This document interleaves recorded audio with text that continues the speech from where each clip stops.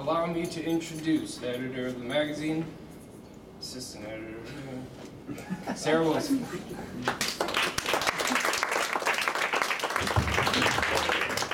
Hey guys, okay, so this is a couple of short shorts, nonfiction about that friend that gets you in trouble when you're in elementary school, the one you never leave, ever. Her name is Caitlin. So the first one is called Moms Aren't Supposed to Be Naked. When I was younger, I used to have to roll out of bed to stand on my tippy toes to see out the window over the prickly bushes outside. But now I have a big bed, so I can just roll over and peer out the blinds. When Caitlin comes over for sleepovers, we like to peek out the window at exactly 7:53 p.m. because Kyle has to be home by 8. I love Kyle. Last week, we discovered something totally disgusting. We call her Mrs. Roly-Poly.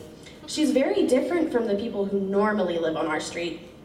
Her son is very sexy, at least that's what Caitlin says, but I think he's kind of creepy. He walks out to his car after dark all the time at 10 or 11 and goes places.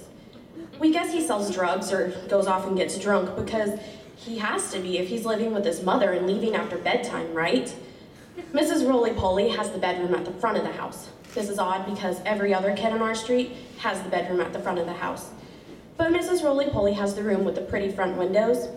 The windows are long and her room is deep. She likes to turn the lights on every night around 7:30 or 8, and she takes off her clothes. That's why we call her Mrs. Roly-Poly. She wears these silky nude bras. Caitlin said that if she ever buys one of those, to slap her silly, then make her get a pretty one. Not that either of us are wearing bras yet, although we hope we will someday.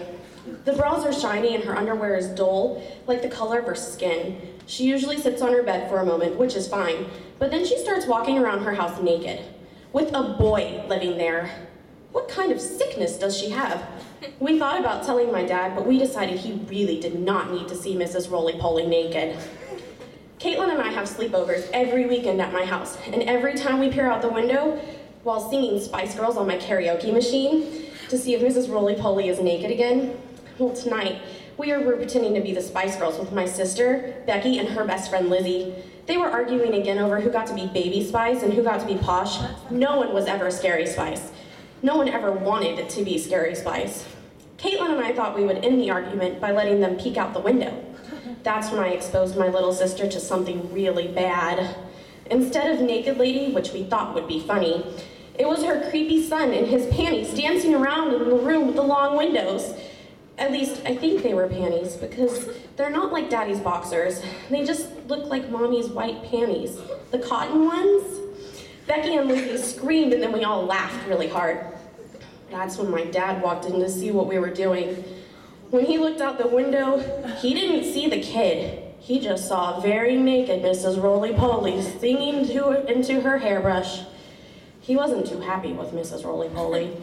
He walked out the door and across the street, so we cracked open the window just a bit to hear what they were saying. Our bodies pressed to the floor and our ears against the screen of the window. We thought he was going to yell and scream at the weird lady who didn't wear the clothes. We were wrong. Ma'am, do you think you could close your blinds from now on? My daughters and their friends find you quite amusing, but I don't think you want them staring at you. We could see the woman, now wrapped in a robe, through the cracks in the bushes. She was bright red and apologizing to my father. She looked embarrassed. She rushed in and shut the curtains. We're not sure how many other people saw Mrs. Roly-Poly on the street naked, but she now buys the most Girl Scout cookies from me.